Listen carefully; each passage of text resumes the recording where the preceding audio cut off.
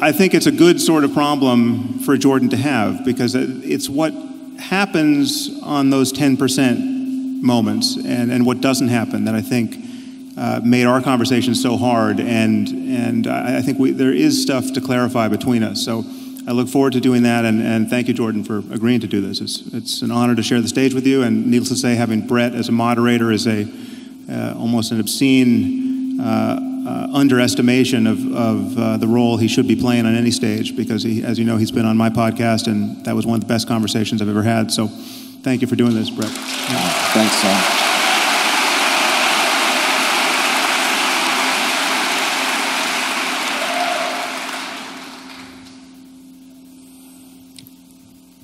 All right.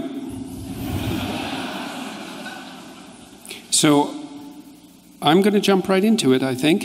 Here. So look, I put up a poll a couple of days ago to find out what people, broadly speaking, might want us to discuss. And I've been taking a look at that, and I took a lot of notes, which is why I have my computer here, by the way, and my phone. It's not to check my email while the debate's going on, the discussion. I thought what I might do is just lay out some places that I think Sam and I agree. And because there's lots of places we agree. And then I want to figure out where we disagree, which I've been trying to sort out, and then I want to see if we can hash it out a little bit and move forward on that a bit. So I'm going to lay out, see, one of the things that Carl Rogers said, the psychologist, was that a good way to have a discussion with someone is to tell them what you think they think until they think that what you said reflects what they said. But look, this is a really useful thing to know if you're ever having a discussion with an intimate partner, for example, is that you have to put their argument back to them in terms they agree with. It's very difficult. So I'm going to try to do that. And so the first thing is, I think that partly what's driving you, if this is accurate, is that you want to ground a structure of ethics in something solid. And there's two things you want to avoid, two catastrophes, let's say. One is the catastrophe that you identified with religious fundamentalism, and the other is the catastrophe that's associated with moral relativism. Is that reasonable? Yeah, that's good. Okay, good. Okay, well, no, but this... Okay, so it's crucially important that we get this right. Now, and that's something that I think we really agree on, because I've conceptualized that slightly different than you, and that might be relevant, but I think of that as a pathology of order and a pathology of chaos. So the terminology is slightly different, but I think we're working on the same axis. So that's the first thing. And then in order to do that, it seems to me, that's your first priority. And then maybe your second priority is something like, you see undue suffering in the world, plenty of it, and you would think that things would be better if that wasn't the case, and that this morality, whatever it's going to be, is at least going to ground itself in part on the presupposition that the less undue suffering in the world, the better. Is that also reasonable? Yeah, I would just add to that the positive side of the continuum as well. So as you know, the phrase I use, or the word I use for this is well-being. Yep. And I know from having, I don't think we spoke about this on my podcast, but from having seen you in other interviews, I think you think that phrase doesn't capture everything one could reasonably want. But I think it does. I mean, it's an elastic suitcase term for a reason, and it's actually, in reading your book, I realize there's a point of contact here, because you use the word being, capital B, being, as though it were imbued with significant gravitas. So for me, and I agree with you, that's an appropriate use of being. And for me, well-being is simply just the positive side of being. There's the negative side, the suffering we want to mitigate. But I think however good consciousness can be in this universe, that the well-being for me subsumes all of those possibilities. Okay. Well, so I focused on the suffering element, I think, as I've done in my own work, because I actually think it's easier to zero in on in some sense. Like, I think it's easier for people, and I think you lay out the argument in the moral landscape kind of like this. I think it's easier perhaps to gain initial agreement between people on what might constitute a generalized ethic, to concentrate on what we don't want. Yeah. I'm not saying that what we do want is unimportant, but it seems to me to be harder to get a grip on. We don't want Auschwitz. We don't want the Gulag Archipelago. So, and there are... And I would add, to just closing the door to moral relativism here, those who do want Auschwitz are wrong to want Auschwitz. I mean, it's obviously right. Auschwitz only happened because some people did want Auschwitz, not the victim side, but the perpetrator side. And so, crucially for me is the claim that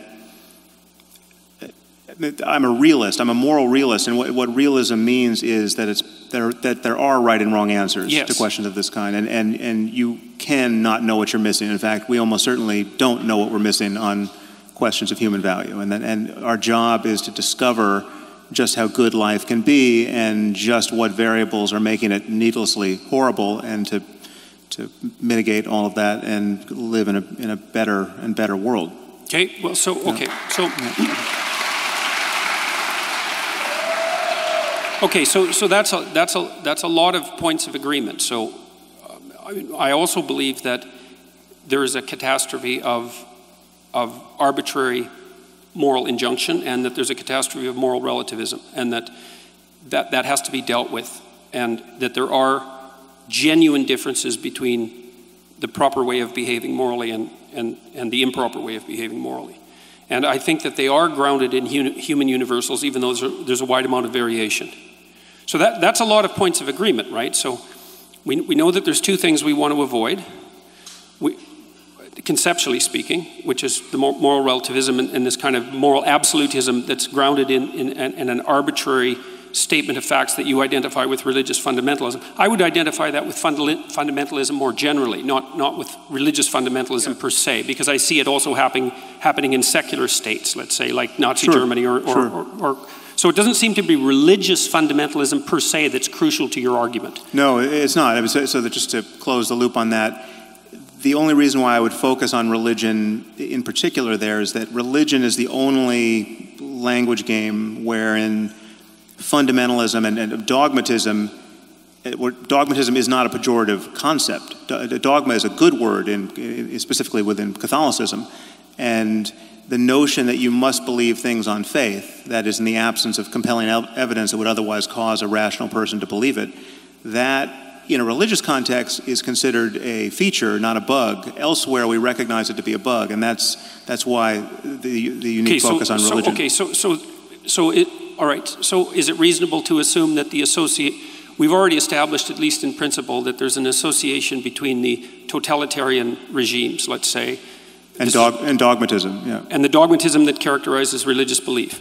Yeah. What do you think, although at least in principle, the secularist totalitarian states and the religious fundamentalist totalitarian states do differ in one important regard, which is that the religious types ground their axioms in God and the secular totalitarian types don't.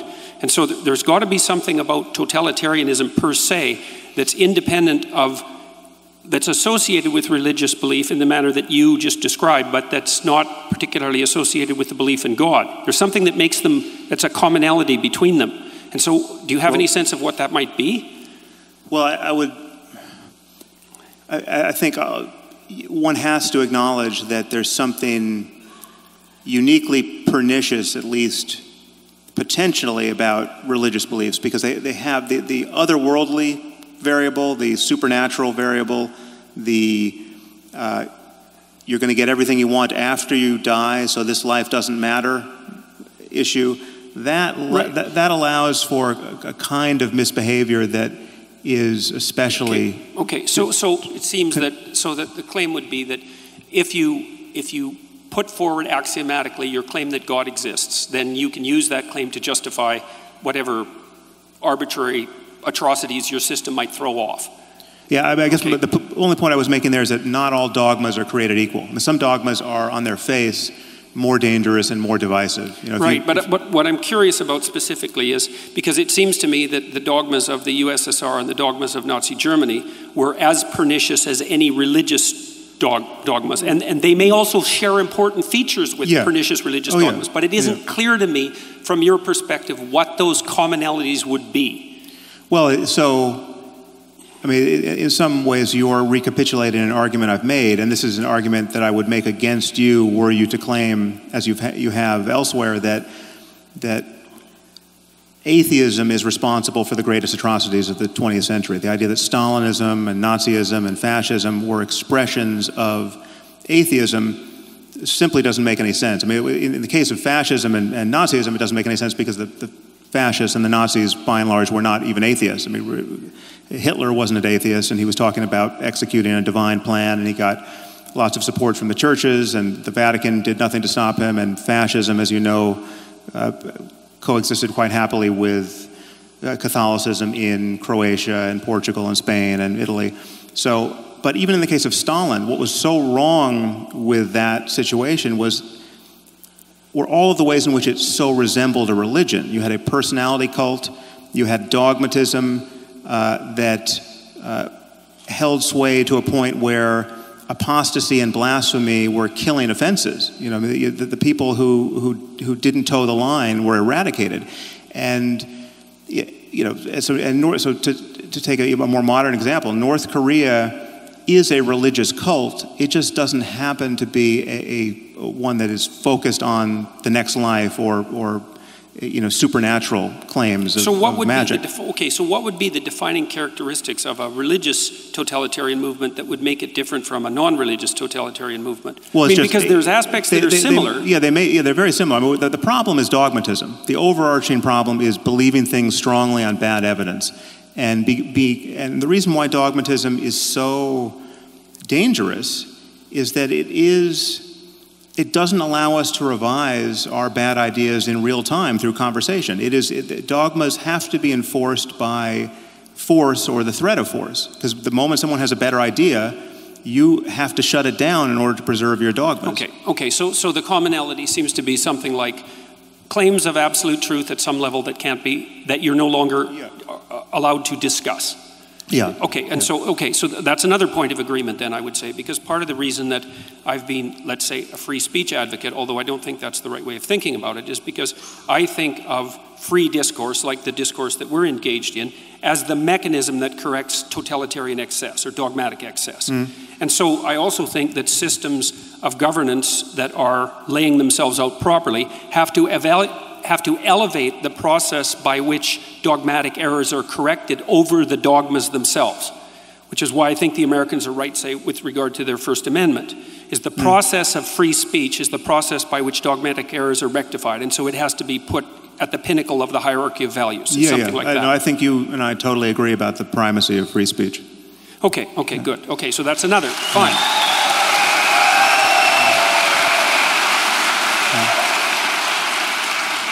Okay, so then... Wait, I think there's one point that we should just lock in our gains here.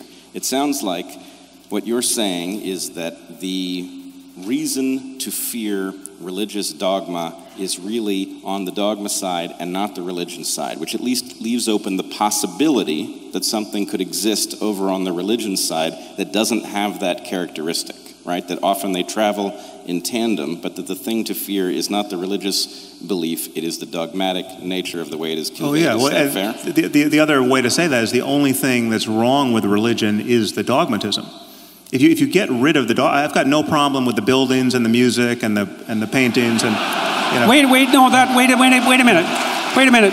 That's not a trivial point, and it's not just a joke, because the buildings and the music are very important parts of the religious process. And so I know there's a humorous element to that, but it's not like Sam is throwing out the baby with the bathwater there. And to go further than that, I've got no problem. In fact, I'm deeply interested in the phenomenology of spiritual experience. So whatever experience someone like Jesus had, whoever he was historically, or any of the other matriarchs and patriarchs of the world's religions, that phenomenology is subjectively real. I mean, it's diverse. I'm not saying everyone's had the same experience, but there are changes in consciousness that explain both how religions have gotten founded by their founders and the experiences people have had in the presence of those people or by following their methodologies that seem to be confirming of the dogmas that grew up around those traditions. And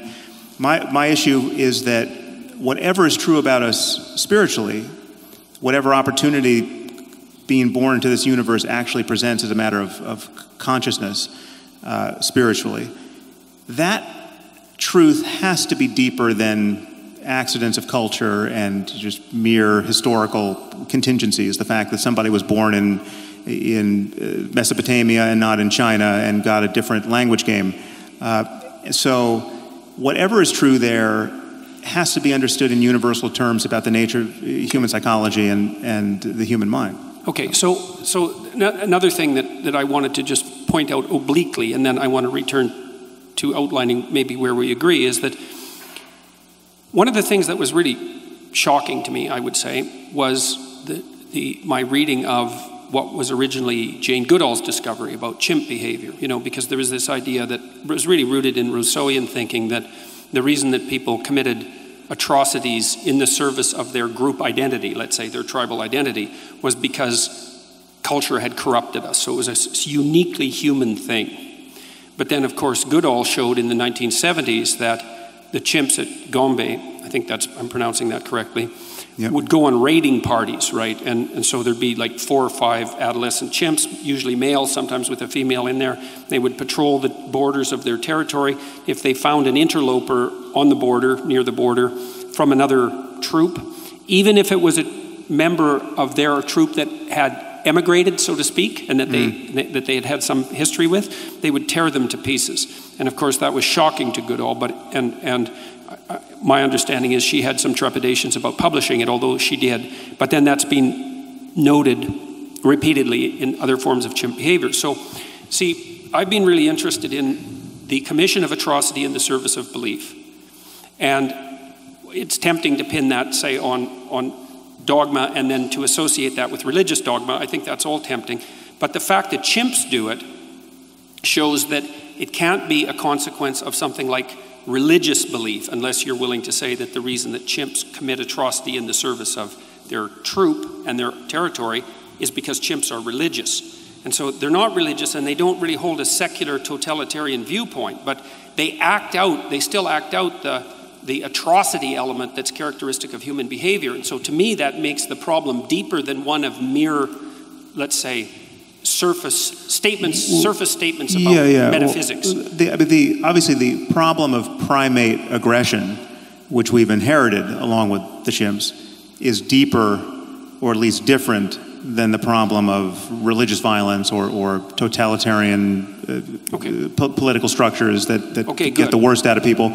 So, we have these primate capacities that we have to correct for, and we're busily trying to correct for almost everything that we've been evolved to do.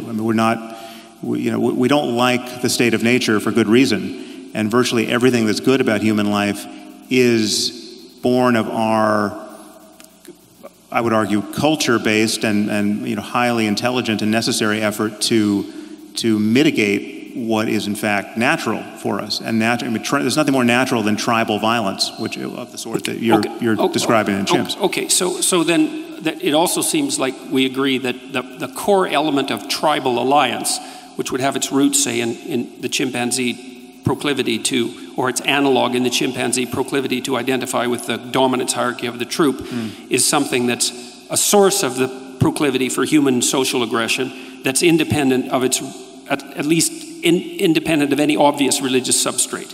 So there are other reasons for group belief and the commission of atrocity that can't be directly attributed to religious dogma. Yeah, but and what most worries me about religion, I would say, obviously religion can channel these primate urges in unhappy ways. So you can get tribal violence that gets amplified by religious dogmatism, and that should trouble everyone. But it's not unique to religion. It's also nationalism, and it's racism, and it's all other kinds of dogmatism.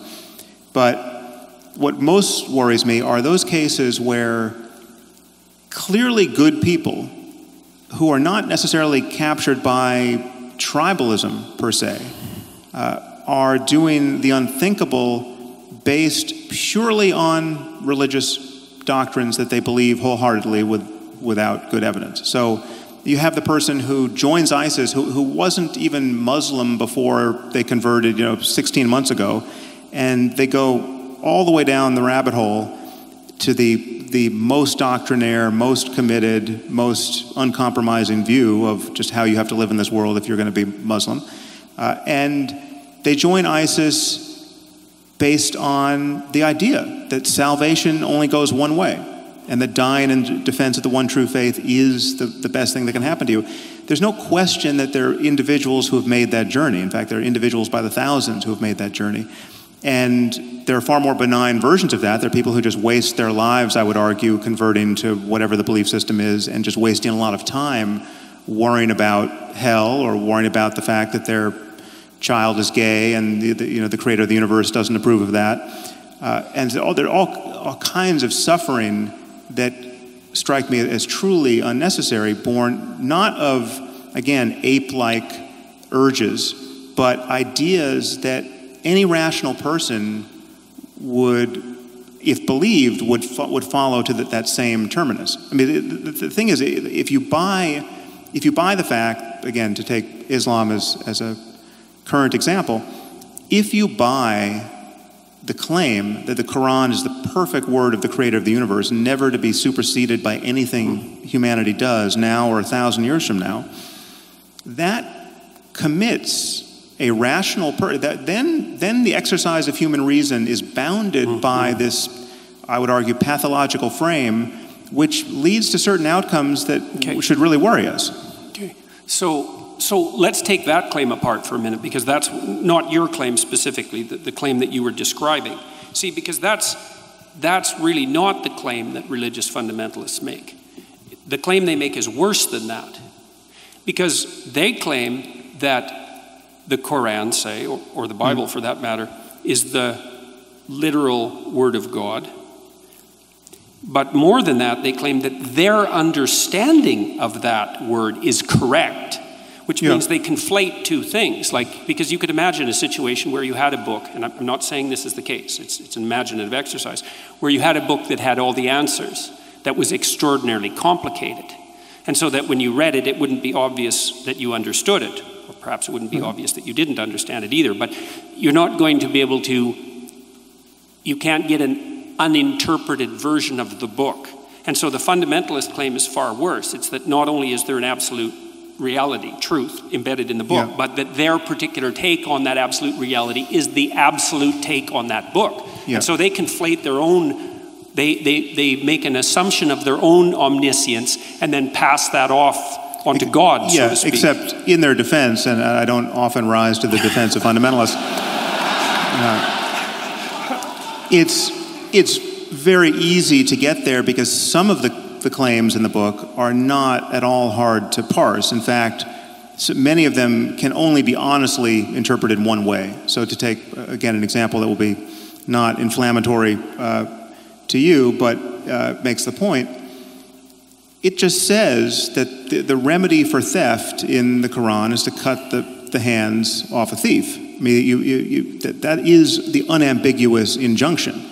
It's not an allegory. It's not. You have to indulge some kind of tortured interpretive scheme to avoid the shocking fact that the creator of the universe thinks you should live this way for all time. And people like ISIS, I mean, this is my claim. It's just most of what is in these books, and this is what worries me about those books because they can't be edited. Most of what's in the books is clearly not the best that humanity is capable of in the ethical domain, or in the.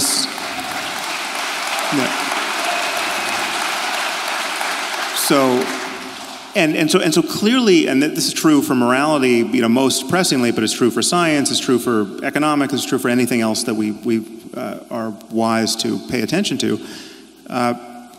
It's like slavery is condoned in the Bible, in both Testaments, and in the Quran. There's no getting away from that. Now you can say, well, it's not the central thrust of any of these books, but if you go to the books and try to figure out what the creator of the universe wants with respect to the owning and needless immiseration of other people, right? He expects you to keep slaves, and he's told you how to do it. Don't knock out their eyes and their teeth. Don't take, if you're a Muslim, don't take other Muslims as slaves. But it's not an accident that the people who joined ISIS thought that it was absolutely kosher to take slaves. to take sex slaves, and I mean, they were even their use of their sex slaves was conducted as a sacrament, and that's not an accident. I mean, they were praying over the Yazidi girls before they raped them. So this is not unlike what many people expect. It's not that this doctrine is being used as a pretext for people who would otherwise do terrible things like take sex slaves and rape them. And so there's no net damage being done here by this belief system. No, these are, I would argue, in many cases, psychologically normal people who are simply convinced of the absolute veracity of these ideas. And in this case, the perfect example of Muhammad as the most self-actualized human who's ever existed. And what did Muhammad do? Muhammad took sex slaves. So then once you grant that, and this is where there's a tension between how we pursue the same goals. Like as we've just established, we have many of the same goals. But insofar as you make religion look palatable, insofar as you suggest to your audience that they can have their religious cake and eat it too, they can have their reason, they can have their respect for science, they can have a 21st century worldview, but they can also hold on to everything they love in Christianity or fear to lose. And it's undoubtedly mostly Christianity, but whatever, any religion. My concern is that it keeps us shackled to these Iron Age philosophies and these Iron Age conversations where we should be having a 21st century conversation about everything, ethics included. Okay, so...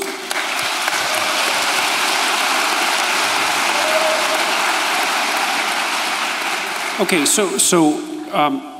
but I want to ask you a little bit about your feeling about... Wait, before you move on, I want to get each of you to clarify something so that we know where we are. So Sam, you said the problem here is that the dogma can't be updated, right? That slavery is with us permanently because it's written into the dogma. But clearly, most of the traditions in which it's written into the Holy Book don't practice slavery, and the people who adhere to these belief systems wouldn't defend slavery. So clearly there is the capacity for an update mechanism. Well, no, but not really. I mean, they've been forced, they've had it beaten out of them, right? I mean, we fought a civil war in the U.S. to get rid of slavery. But it was Christians who abolished slavery in England, though. What was that? It was Christians who were at the forefront of the movement to abolish slavery in England. There were Christians on either side of everything. I mean, there's no one else to do the job. Right, but that's the update mechanism. Wait a second. But it was specifically Christians who were using their Christian belief as a justification for eradicating slavery. The problem was they were actually on the losing side of a theological argument. And it would be much better, I think you would agree, if one of the 10 commandments had been, don't keep slaves. I mean, there's certainly one we could swap out for that one. And so that way, it would have been much easier for Christians to have fought against slavery. And it's much harder for Muslims, frankly, to fight against it now.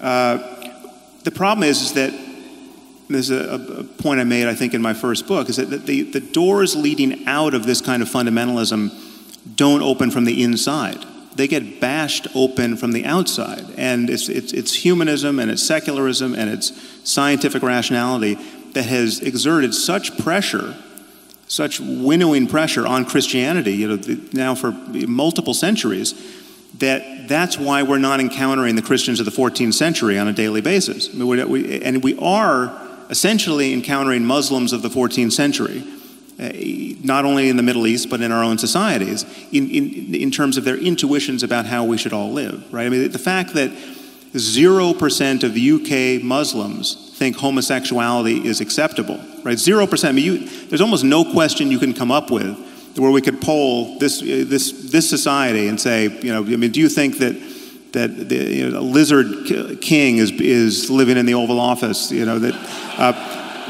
never get a 0% response to any poll question, right? But if you ask Muslims on the streets of London, is homosexuality morally acceptable? Apparently, you can find no one who says it is. that's shocking, and it's not an accident, right? And it would be much easier if the book actually said, actually, you can love anyone you want, and it's not a problem. It is shocking, but I think there's a reason that you keep finding yourself at Islam, which may be the slowest to update for reasons that may be ancient. But I wanted to... Well, that is a useful... Well, I can do it for Christianity. I want to make the point as cleanly and as undistractedly as possible. But yeah, it's true. I have the same kinds of concerns about Christianity or Mormonism or Scientology or anything else. And the point is they're all different. And there's no reason to be, because Islam, to take the case where it's fine, Islam doesn't represent any impediment to stem cell research, right? Because they just don't think that the fertilized ovum is immediately ensouled. It waits 40 days or 80 days or 120 days, depending on what hadith you believe. So it's just that never came up when we were all complaining about how religion, in this case Orthodox Judaism and Christianity in the States, was posing an impediment to embryonic stem cell research. Okay. Hold on. I wanted to ask you a clarifying question too. Yeah, sure. Same level. Would you agree that there are things written into these religious texts that are unambiguously unacceptable viewed through a modern lens, and not because the texts are so complicated that we have misunderstood something, but there are things that are just written in there that we now understand to be wrong? Okay, so the first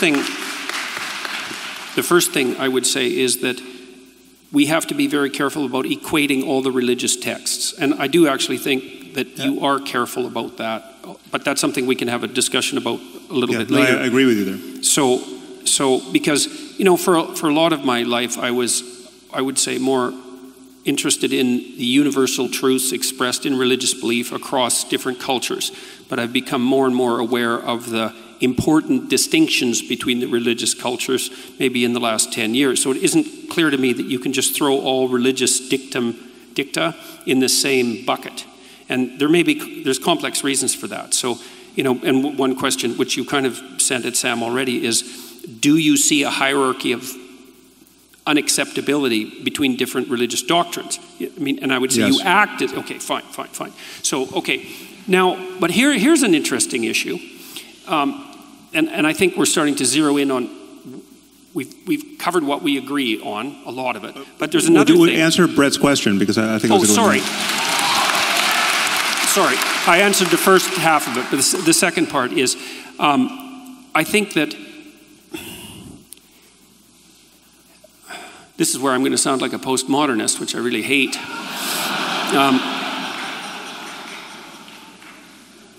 I would say sentence by sentence, yes, you're correct. Paragraph by paragraph, perhaps. But here's the problem with complicated texts, especially ones that actually constitute narratives. So imagine this. So imagine you're at a movie, and it's a movie with a twist at the end. And so the entire movie is set up to make you think one particular way and to have one set of experiences. But when you put the twist in at the end, it changes the entire structure. And so this is one of the complex problems that actually led to the rise of postmodern interpretations of literature, which is that if you take a complex narrative, there's a very large number of ways of interpreting it, and it isn't self-evident which of those are canonically correct. And we can deal with that horrible issue later, but it's a good objection, and it's true. And what it does is it makes these sorts of things quite complicated, because in the Bible is a series of books, and they had influence on one another, and they were sequenced with a very complex editorial process. And there's actually a developmental narrative that links all the chapters together. And what that means, this is at least, I'm going to speak from the perspective, or in terms of analysis of the Christian Bible. What it means is that you have to read the beginning as if it's also influenced by the end, which is what, by the way, and in case you think that I'm weaseling around here, and I'm not, is that's exactly what you do every time you read any story, any work of fiction. You say, well, you're not claiming that the Bible is a work of fiction. It's like, that's just a cheap objection. That's not my point. My point is that it's a narrative.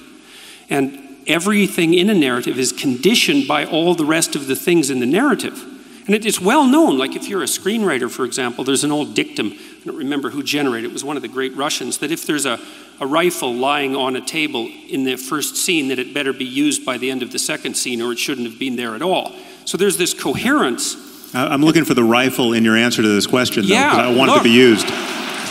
My point is that it isn't reasonable to take a single sentence out of a coherent narrative and say that stands on its own, or it's rarely reasonable, because you have to interpret the word in the sentence and the sentence in the paragraph and the paragraph in the chapter and the chapter in the context of the entire book. You have to do that. Now, you could object, and reasonably so, that there are some sentences that are so blatant that you can't use context to paraphrase them, let's say. But I think you also have to give the devil its due. The Christian Bible is a developmental narrative, and the beginning has to be read in light of the end. And is it a fact? Okay, well, so what does that do to Moses' laws of war? This is not a narrative. This is instructions about what to do when you invade a foreign land. If you intend to take over that land, you kill everybody. Right? There are other rules in there about killing husbands and taking the wives for the yourself. Old Testament's a brutal document. Absolutely brutal. And so my point would be, I don't know that reading that portion in light of the end, even if you call the end the New Testament, I don't know that it changes Moses' laws of war and their acceptability in any hypothetically, modern if you context. take the New Testament seriously, it does, because it's a document that supersedes it. And I think there's actually technical reasons why it doesn't supersede it on every point. I mean, this is the problem. Slavery is a very straightforward case, because clearly the Bible thumpers of the South who were defending slavery with reference to the text felt they were on firm ground. And I would invite anyone to read what the New Testament and the Old Testament say about slavery to see that they were on fairly firm ground, that the balance of the honest reading was on the side of clearly we can keep slaves, right? Jesus never envisioned a world without slavery, and he admonished slaves to serve their masters well and to serve their Christian masters especially well. The English Protestants wouldn't have agreed with that because, like I said, they were at the forefront of the fight against slavery. Okay, so but I think they were clearly range influenced by something outside the text, and this is, again, you're making this harder than it is, and my concern is why. Right? Well, I don't think I am, Sam, because I think that the fundamental message in the New Testament, for example, is that so then you don't acknowledge that the Old Testament. So Jews are in possession of a book that has some diabolical passages that would be better left out. You're not going to offend me. I'm Jewish. It's not like look, in the Old Testament itself, in the Jewish Bible, there's also the seeds of the same tension. So, for example, there's a tension, and this should be a tension that's of interest to you, because you've stated quite clearly in your book, in the Moral Landscape, that you don't want to throw the baby out with the bathwater with regards at least to religious phenomenology. You said that, for example, I still consider the world's religions to be mere intellectual ruins maintained at enormous economic and social cost, but now I understood that important psychological truths could be found in the rubble. Well, I'm trying to find the important psychological truths in the rubble. But we have to decide also if we agree about that. Like, are there important psychological truths to be found in the rubble? Oh, absolutely. Okay, but we can't... But the problem with Revelation, this notion of Revelation, this notion that some books weren't written by smart people, they were written by God, confines you to taking the whole text, even though this text was cobbled together over centuries, and for whole centuries, some books were in the New Testament and then they got thrown out centuries later, and some books weren't in and then got put in. So it's like it's an all too human process that got us these books in the first place. But once they were set, the believers imagine that you're stuck with every passage. And there are passages in the Old Testament that tell you to stone a girl or a woman who's not a virgin on her wedding night, take her to her father's doorstep and stone her to death, right? And where you find... We can probably agree that those are wrong. So there's another point of agreement. But you don't have to read the book to the end to know that it's wrong. I mean, you can get that from the paragraph. Yeah, but that isn't what I said. I didn't say you had to read to the end of the book to know that it's wrong. I said that you needed to read to the end of the book to contextualize those statements within the whole. I didn't say that there's you no needed exculpatory. There's no exculpatory context to those kinds of statements, and that's a problem. Well, there is in the Old Testament. There's a real tension, and this is, I think, the tension that would be of interest to you. Is there's a tension between the dogmatic and the prophetic traditions, and I think to the degree that you're interested in religious phenomenology, you find yourself on the side of the prophetic tradition.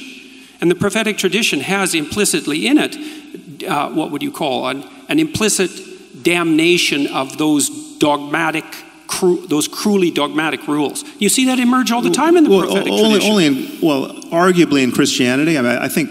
No, in Judaism, it's clearly there in the Old Testament with the distinction between the. I was going once again to Islam, but every prophetic, the notion of prophecy is dangerous and worth worrying about. The idea that any ancient book contains in it a perfect description of rightly interpreted, however difficult to interpret it. If you're only smart enough, you could extract from this text a perfect window onto the future, right? And that whole generations of people have lived by the lights of this cockamamie idea. Right, that the world is going to end, and its ending is going to be glorious. Right, this is at the center of most eschatologies. It's just that when the wheels come off totally, right, that's on some levels the best thing that's ever going to happen, because it's showing you that in this case Jesus is going to come back and throw the sinners into a lake of fire. And I've read to the end of the book. It's pretty scary at the end as well. Revelation is no kidding. Well, that's a really good objection. But, like when I did my lectures on the Bible last year, I said that they provided a psychological take on the biblical lectures. And that's what I'm going to attempt to maintain here, because I don't believe that I'm qualified to make fundamental metaphysical statements. But the scene that's delimited out at the end of Revelations, that's a very interesting book read psychologically, because it's very complicated.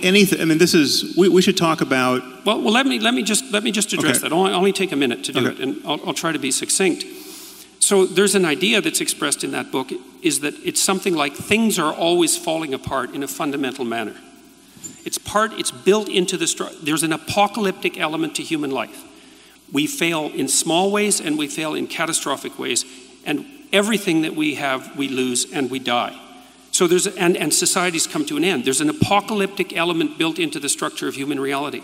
And part of what's revealed in that strange book at the end, which is like a hallucinogenic nightmare in some sense, is that the hero is born at the darkest point in the journey.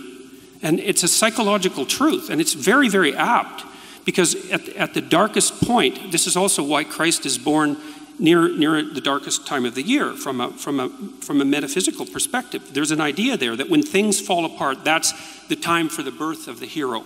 And the hero in Revelation is also the place where truthful speech most clearly manifests itself, because in the Christian tradition, Christ is identified with truthful speech. And so the notion there is that redemption under apocalyptic conditions is to be found in the revelation of truthful speech, which is something that you actually believe. Well, I believe in truthful speech, but I also believe that you can play this kind of interpretive game with almost any text. This way of thinking. But then you could do it with the world, Sam, and that wreaks havoc with your value from facts argument.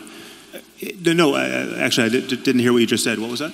Well, I said you can make exactly the same objection with the world of facts. Is there's an infinite number of facts, and there's an infinite number of potential interpretations, and so tracking the pathway from the fact to a value is actually impossible. It's the same argument with regards to biblical interpretation. We should talk about that, but I don't think that's a good analogy. There are more and less plausible interpretations of any situation, any data, and any text, arguably.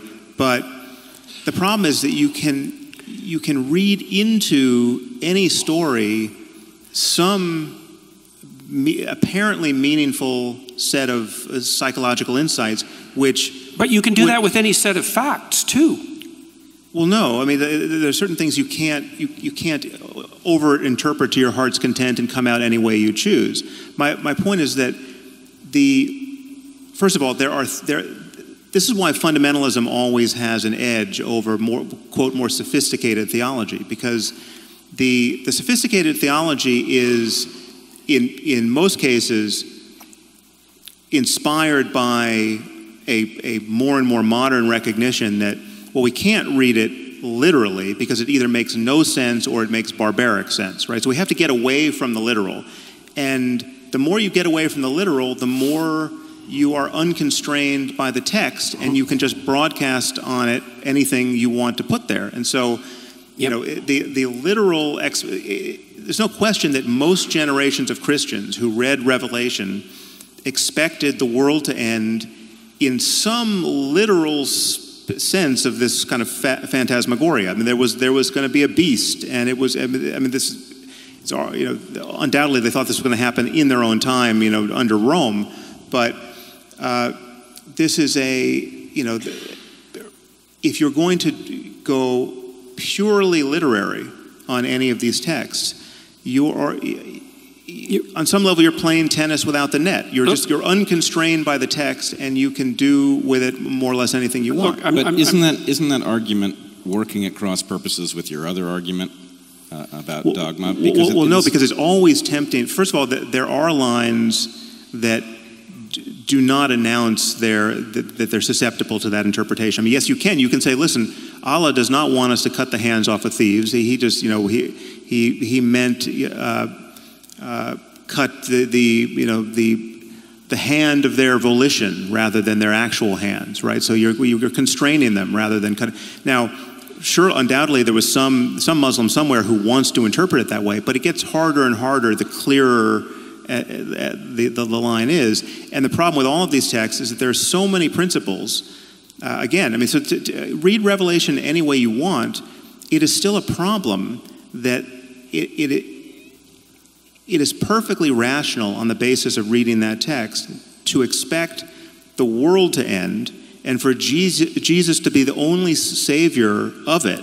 Therefore, if you happen to be born a Hindu or born a Muslim or born a Jew who doesn't recognize Jesus to be the Messiah, you are screwed for all eternity. It's a funny thing, though. I mean, it's a strange thing, let's say, that one of the things we already agreed on, as far as I can tell, is that the antidote to pathological dogmatism is free, truthful expression, something like that. Is that? Yeah. Okay. Yeah. But one of the things I would say that's absolutely crucial to Christianity in particular is the notion that the thing that's redeeming is exactly that, and it doesn't matter. So it's universal truth. Now, if we both agree on that, the idea that the free expression of truthful speech is the antidote, let's say, both to nihilism and to totalitarianism, then the notion that that might be embodied in something like the Word, which is truly, I think, the deepest of Christian ideas, how is that not the same claim? Now, let me elaborate it a little bit more completely. So here's the strange thing. First of all, I agree with you, by the way, about the danger of flying off the text, right? About as you move away from the text, your interpretation gets less and less constrained. And I think it's also the same danger as moving away from the facts, which is, I think, why you want to ground values in facts. So I get that argument, and I think it's accurate. But here's something strange, is that this notion that redemption is to be found in truthful speech is actually embodied in Christian mythology, let's say, as a personality and not as an idea. It's actually something that you embody and act out. It's not just an idea. And that's why there's an emphasis on the idea of the embodiment of the Word in flesh. It's a very sophisticated idea. I mean, it's an insanely sophisticated idea. So, and there's one more thing. Okay, so look, you've made the case, and I hope we can really get to this, because this is the really tough part of our discussion, I think, is that you want to ground the world of values in something that's true. We could say objectively true, but let's just say true for a minute. And I share that desire, but the problem is that I can't see, and you actually state this in your book, I can't see how you can interpret the world of facts without an a priori interpretive structure. And this is an old philosophical claim. It's not unique to me. It's the claim of Kant, for example, that you can't get directly from the fact to the value because there's an interpretive framework that mediates between you and the facts. So first of all, I'd like to know if you accept that proposition. And then the second question would be, if you do accept the proposition, then what's your understanding of the nature of the interpretive framework? Because I think it's best understood, at least in part, as a personality, or as a story for that matter. So, well, I think our intuition of truth, the intuition that there's a difference between fact and fiction, or fact and fantasy, the intuition that we live in relationship to a common reality about which our understanding can converge, provided we're looking in the same direction with the same tools. I think it's certainly deeper than religion. It's not best captured by stories. Even if you could, as a matter of historical fact, point to its roots in story and myth and religion, that's not an argument that it's now, in the 21st century, best captured by story and myth and religion. I think it is a fundamental intuition to which our sanity, both personally and intersubjectively, is anchored. I mean, to lose a sense of objective reality is to lose the platform on which you can communicate with anyone, and or rationally expect anything to happen a moment from now. To think that your memory represents something about a prior state of the world, and your beliefs represent something about a possible state in the future, all of this is anchored to a sense that there's a difference between knowing something really and just imagining it, right? There's a difference between perception and hallucination. All of these distinctions are born of this intuition. I think we have fundamental intuitions which are either impossible to analyze or can be analyzed with respect to only other intuitions, which we deem more rudimentary, upon which everything else we do as a matter of knowledge gathering and sense making is built. So the intuition that 2 + 2 makes 4, right? You at some point you learn basic arithmetic, and you learn what addition is, and it's demonstrated to you with objects, and you take 2 apples, and you take 2 more apples, and then you have 4 apples. Look, just count them. The intuition that can be generalized to any 4 objects, right? That it's not just a fact about apples, right? This is something that we are clearly designed to have. There are places where it might break down, right? It might break down at the quantum level. It might break down in areas where our intuitions fail.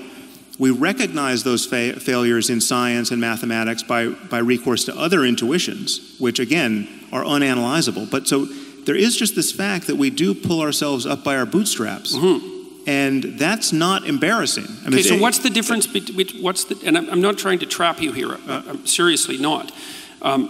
So there might be mathematical intuitions, a prioris, let's say. Kant identified time and space as a priori intuitions. Right. But I think there's a third category of a priori intuitions that are in fact stories, or they're personalities or stories. So let me give you an example. So I'm going to do a quick rereading of the moral landscape. So because, see, you talk about G.E. Moore's argument of infinite regress. If you claim that something's good and you equate it with something, you can also ask infinitely why the thing you're equating it with is good. Now, it seems to me that the way that you step out of that argument, and correct me if I'm wrong here, is you tell a story. I'm not trying to be smart about that. You tell 2 stories. You tell a story about someone who has an absolutely terrible life. They're in a jungle where nature is trying to kill them all the time, and while they're trying to be killed by nature, while nature is trying to kill them all the time, horrible barbaric thugs are making their life miserable in every possible way. Okay, so that's one pole, let's say. And then another pole, you identify, and these are hypotheticals, so I guess they're fictions. That's one way of thinking about it, even though they're extracted from real situations. They're meta-fictions, they're meta-truths, that's another way of thinking about it. You contrast a good life, and that's a life where the person has enough to eat and enough shelter, and they have the things that you would expect people to want. You say, this is a bad life, and you say, this is a good life. And then you say and then you make a side move, which I would say is that's an objectively verifiable fact. I would say, I don't think it is an objectively verifiable fact. I think it's a fundamental moral claim. And I think that's where you put your stake in the ground. And I would say, when I read that, I thought, well, if you take your jungle story, which you've extracted from a bunch of horrors and compiled, and you take your positive story, which you've extracted from a bunch of horrors, or a bunch of quasi-utopias, let's say, and compiled, you're 2/3 of the way to a landscape of hell and heaven. Right. Well, so then why not continue the abstraction and say, look, what we're really trying to avoid here is hell. Oh, yeah. What we're really trying to move towards is heaven. Yeah, but but well, no, as soon as you do that, you're in a religious landscape. No, but my name for hell is...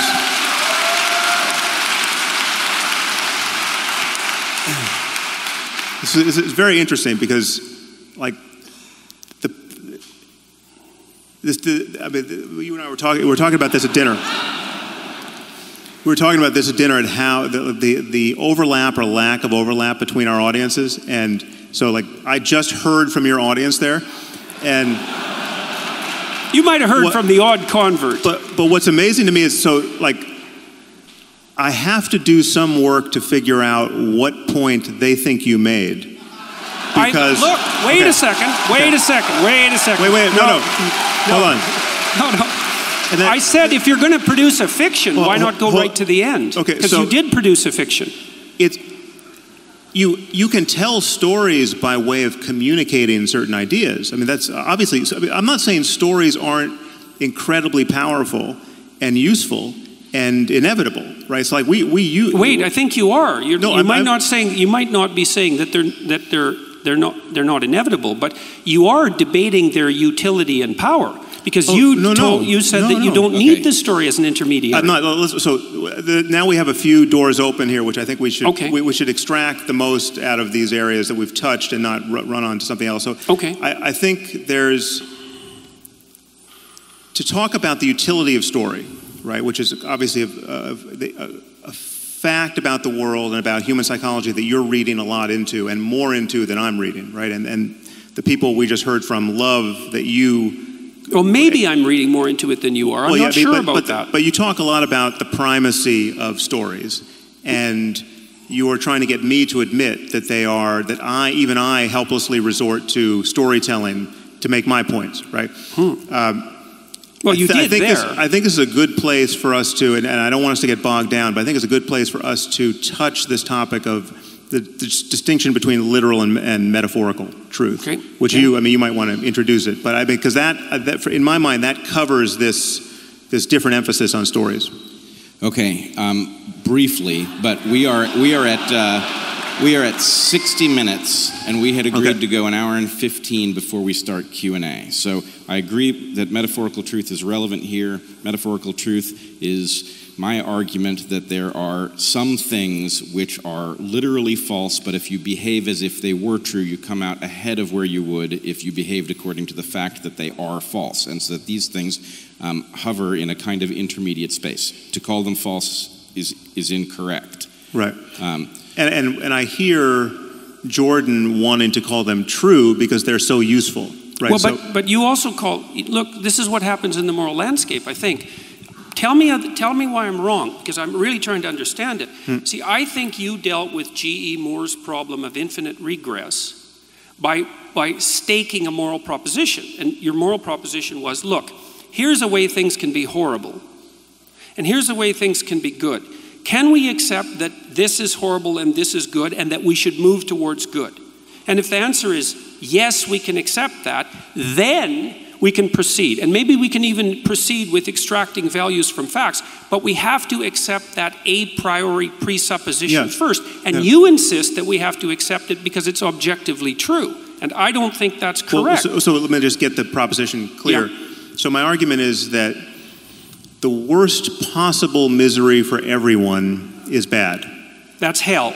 Okay, so hell is the religious version of that, but you can forget about religion or whether there's a God or anything else. That we live in a universe that admits of the possibility of experience. I'm asking you to imagine a universe where every conscious mind, every mind that can have an experience, is tuned to the worst possible experience for that mind for as long as possible.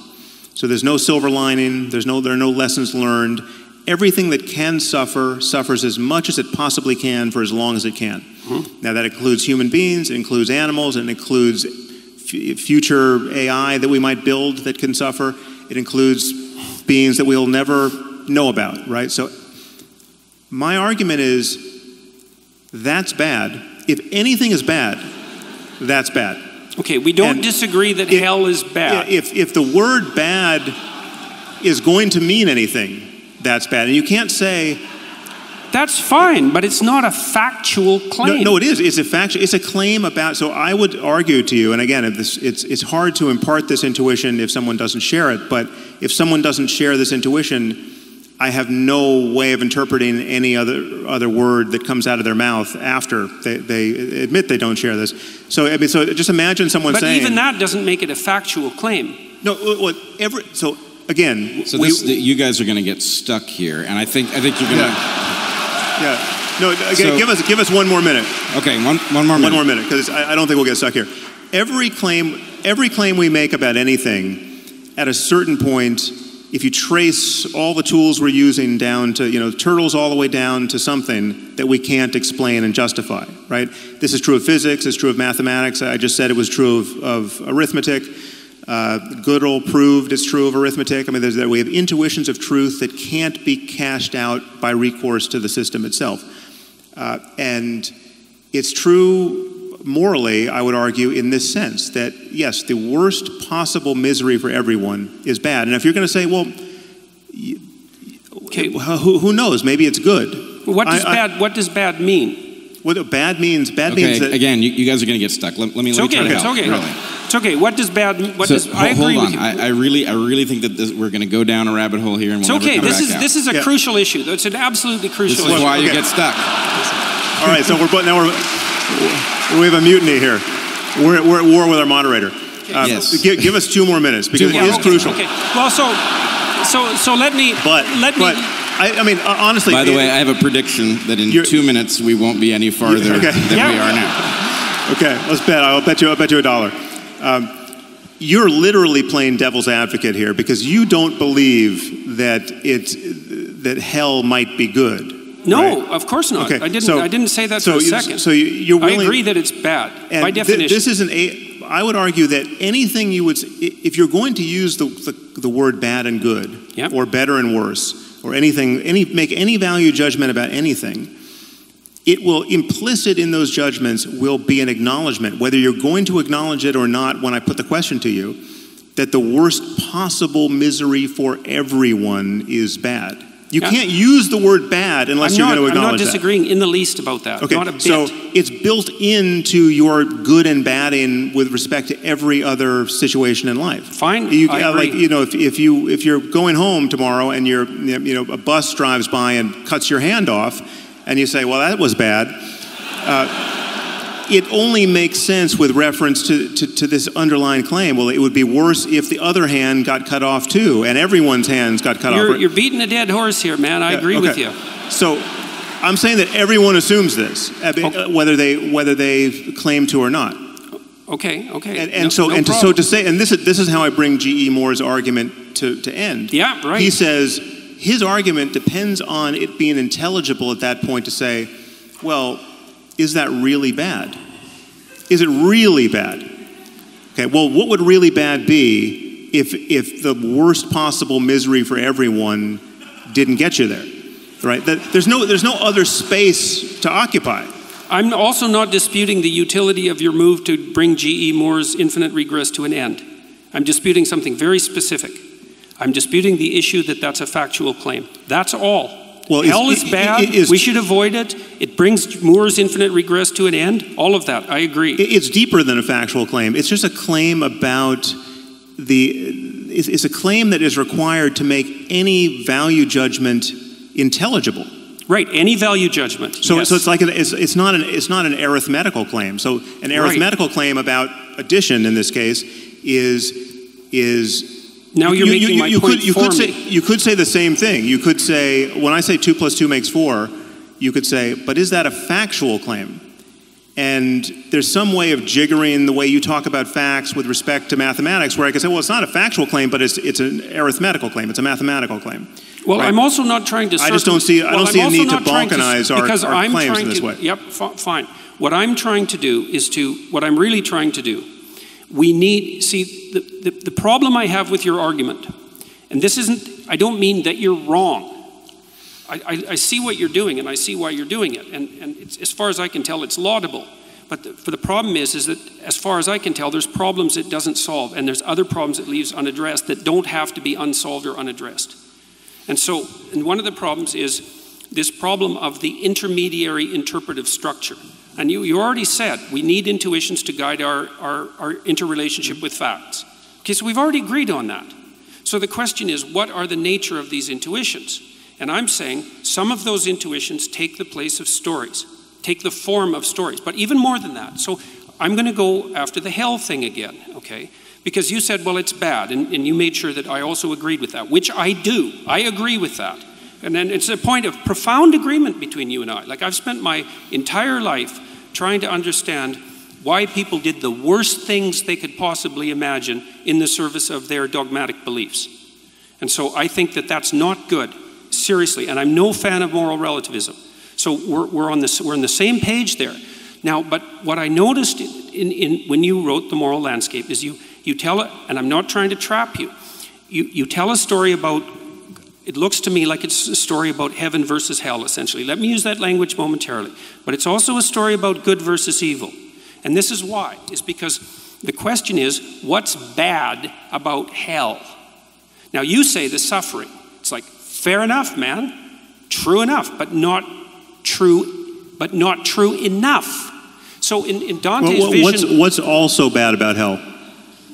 In addition to the suffering? The actions that put you there, the malevolence that generates it. it. Okay, but that's part of the suffering. So No, it's not. No, it's not. It's not the same as the suffering. It's not the having your hand cut off. It's the pleasure that's derived by the person who cut it off. And that is a different thing. That's more, but that's part of my picture. Well, but wait, it's an important, the distinction is important. For example... But Jordan, my picture of the moral landscape includes all of this. It includes everything that, and this is why I don't readily answer to the name of utilitarian or consequentialist, because the way those views tend to be taught, they tend to take as... in the tally of consequences, you leave out the psychological implications of being the sort of person who would have sought those consequences or behaved that way, right? So I would grant you, and I'm explicit about this whenever I talk about this, that part of the picture of any consequentialist discussion of well-being it's everything about the human mind and social relationships and societies born of all the individuals living together,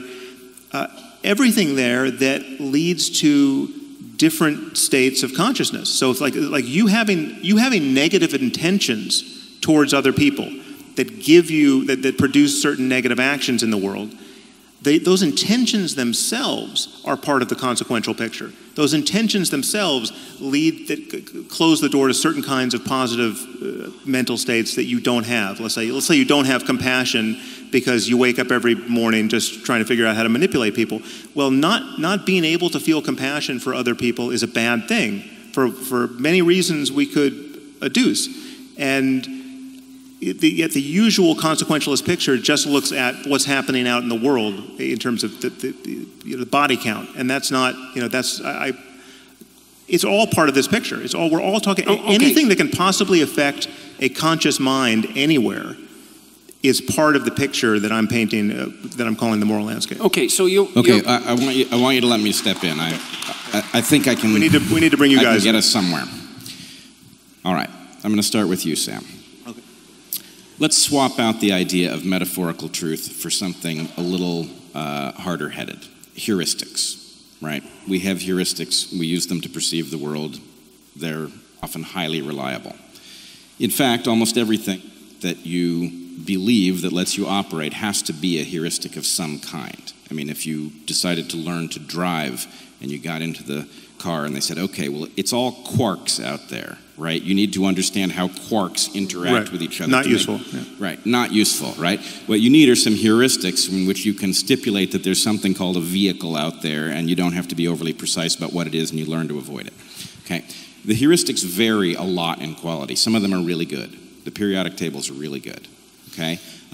The idea of gravitational potential energy is kind of crappy, right? If I have a phone on a table here, I can tell you how much potential energy it has by measuring its mass and its distance from the ground, but if I've got a hole at one depth on one side of the table and another depth on the other side of the table, I can't calculate it because it's a crappy heuristic. Works well enough in regular stuff. Right. Now here's the question. What if these religious texts are heuristics through which most people simplify calculations that they are in no position to do based on the limited amount that they are capable of perceiving, the amount that they understand about the things that are in play. So they're deploying these heuristics maybe to reduce things that degrade well-being. If it were true that religious heuristics increased well-being by allowing people to actually, on average, operate in the world in a way that increased well-being, what would you say about them then? Well, I would worry much less about them, obviously. I mean, and that's why I don't treat all religions equally. I mean, they're religions I literally never think about because I'm not seeing the daily casualties of those belief systems. So, but you say that as people get away from fundamental versions of these things, and I'm not advocating for fundamentalism here, but you say yourself, as people get away from the fundamental versions of these things, things tend to go haywire. And so, in essence, what you're saying is that as people tend to go haywire in what sense? Oh, I thought I was interpreting... Multiplicity of interpretations. Right. Well, yeah, but so people are in That's people the are in moral search of better problem. heuristics. I think the pressure is some of these heuristics are obviously so bad that there's civilizational pressure to find better interpretations. But you said that the fundamentalists have an advantage. Yeah. What is that advantage? Because if you just go back to the text and say, listen, I want to understand what these words mean, right? You get at the first pass the, quote, literal interpretation, right? And you're not bringing any armamentarium you've got from the outside, from other parts of culture, to parse the text. You're just trying to, if it's in English and you speak English, you're just trying to decode the words, right? And when it says, if the girl's not a virgin on her wedding night, take her to her father's doorstep and stone her to death. That you know what stone means, you know what girl means, you know what father means, and you're 90% there to an obvious atrocity. Right? I get the horror of it, and we'll get to that in a second here. Yeah. But the basic point is to say that the fundamentalists have an advantage is to acknowledge something functional about those stories, which I'm claiming are going to be some kind of evolutionary heuristic for living a life. Doesn't make them defensible. They have an advantage. It's not an advantage that. It's an advantage. It's a mimetic advantage. It's an advantage. ISIS has the advantage when the people who share their interpretation of Islam. It's why someone like Anwar al-Awlaki could make YouTube videos that so many people found compelling.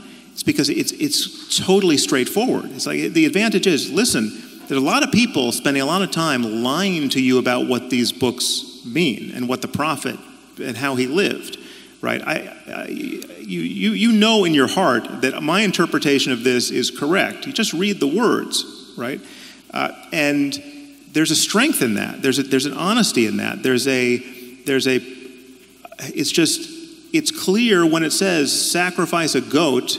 Goat means goat, right? Like you don't have to do something else to make goat mean having nothing to do with goat, right? And so that it's an asymmetric war of if you're going to try to make your dogmas more and more palatable by importing stuff that clearly was never even in the worldview of anyone who birthed these religions, you're not doing that because you want to live even more by God's word. No, you found some of God's words unacceptable, right? And every fundamentalist can sniff that out, and they're right to sniff it out, because in fact, it is in fact the motivation. Okay, good. So I think we've got a tenuous kind of agreement that there might be some kind of utility, that utility might be morally questionable sometimes, but that there is some reason that people would resort to a fundamental, simple interpretation, because as they depart from that interpretation, things get more difficult and it creates some kind of disadvantage. Well, part of the problem with that would be that as you move away from the text, you fractionate the moral belief system and you end up with a nihilistic situation. So as you move away from dogmatism, you move towards the parallel danger, which is moral relativism and nihilism. And so hopefully you can find some balance. So let me ask you... No, I want to ask you a question. Oh, yes, okay. Yeah. So, and also, what time do we actually stop this part? Because it's 10. I just missed the time card. But I think we have another couple of minutes. Okay. So... There's no objective reality to time, I think. Actually, it's a pretty good conversation we could have. But, okay. So here's my question for you, is if we agree that there is some way in which religious texts carry some kind of value because they allow people to figure out how to navigate their lives in ways that might reduce suffering, reduce the complexity of the choices that they have to make, presumably you will agree that that would be consistent with an evolutionary interpretation, that the fact that the stories themselves are functional would provide an advantage to those who were deploying them. Yes. So here's the problem. Isn't it then also true that those stories are responsive to past environments? And so the claim that these things might be timeless would be suspect. And in fact, you would expect a spectrum of durability. Some stories would be right in a brief moment. And, yes. Okay. All that's true. All that's true. So far, so good. Well, so far, so good. This is actually, I think, quite excellent then, because what we have is a recognition that there is something to these belief systems that has to do with practical realities in the past, and we also have an acknowledgement that we cannot trust in these things based on simple faith, because even if they can be certain to have worked at some point in the past, we don't know what their relevance is to the present. Right. Okay. Fair enough. All right.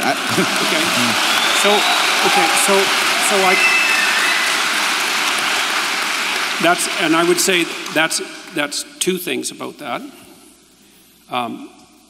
That's exactly why we're having this discussion. And you see, what happens in the most profound of such texts is the idea that the process by which your knowledge is updated has to occupy a position in the hierarchy of values that supersedes your reliance on dogma is the fundamental claim.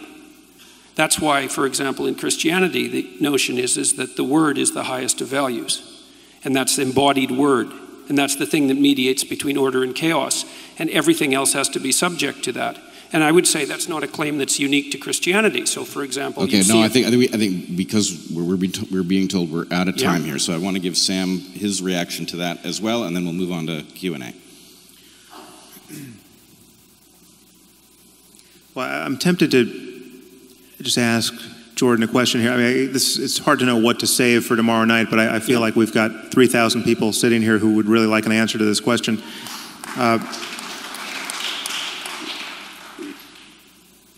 You say you believe in God. You have been... No, I say I act as if he exists. You say what? I say I act as if he exists, which is a much more precise claim. Okay, so then what, but in this case, what...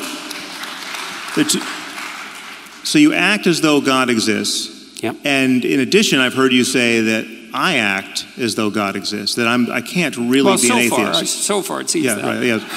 We'll see. The night is young. Yeah.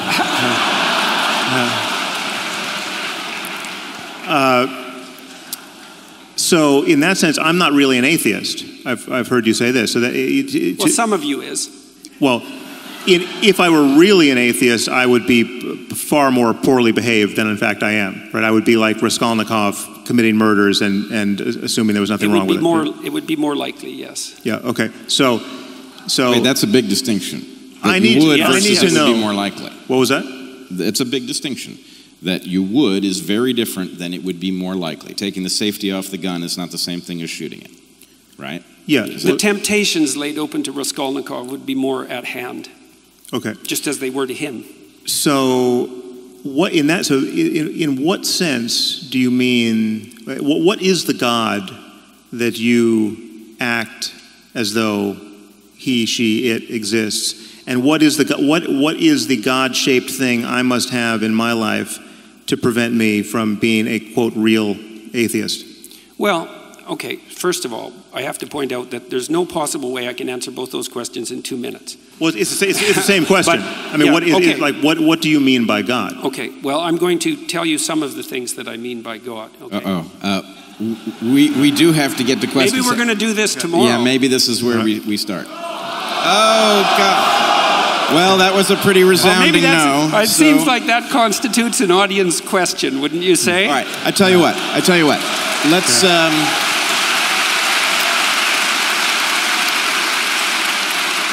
Let's do this, but let's be deliberate about time. Okay.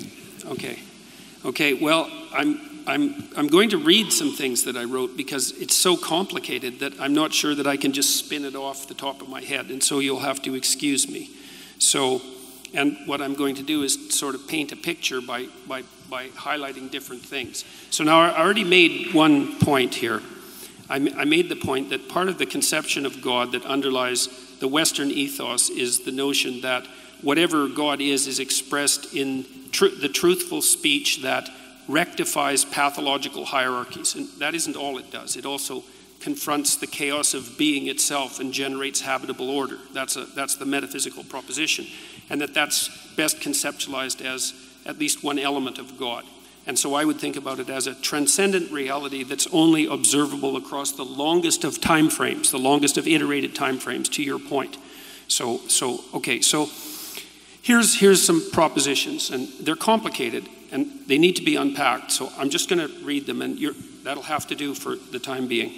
So God is how we imaginatively and collectively represent the existence and action of consciousness across time, as the most real aspects of existence manifest themselves across the longest of time frames, but are not necessarily apprehensible as objects in the here and now.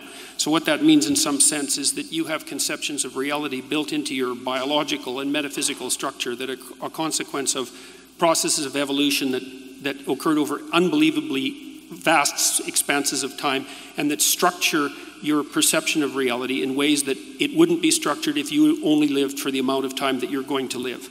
And that's also part of the problem of deriving values from facts, because you're evanescent and you can't derive the right values from the facts that portray themselves to you in your lifespan, which is why you have a biological structure that's like 3.5 billion years old. So God is that which eternally dies and is reborn in the pursuit of higher being and truth. That's a fundamental element of hero mythology. God is the highest value in the hierarchy of values. That's another way of looking at it.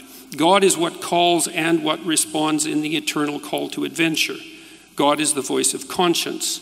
God is the source of judgment and mercy and guilt. God is the future to which we make sacrifices and something akin to the transcendental repository of reputation. Here's a cool one if you're an evolutionary biologist. God is that which selects among men in the eternal hierarchy of men. So, men arrange themselves into hierarchies, and then men rise in the hierarchy. And there's principles that are important that determine the probability of their rise, and those principles aren't tyrannical power. They're something like the ability to articulate truth and the ability to be competent and the ability to make appropriate moral judgments. And if you can do that in a given situation, then all the other men will vote you up the hierarchy, so to speak, and that will radically increase your reproductive fitness. And the operation of that process across long expanses of time looks to me like it's codified in something like the notion of God the Father.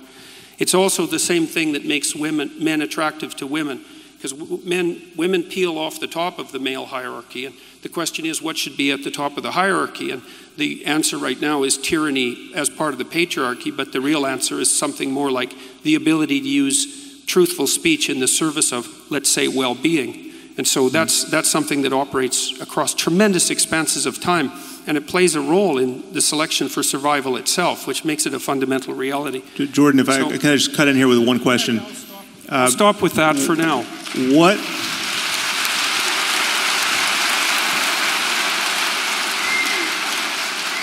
So I was not hearing in that list of attributes a God who could care if anyone masturbated. I was not hearing a God who... Depends on what else is stopping you from doing, Sam. Well, sorry, I missed that. I said it depends on what else it's stopping you from doing. Well, okay, so it's yeah, important to live. But seriously. It's important to do something other than masturbate. Yes.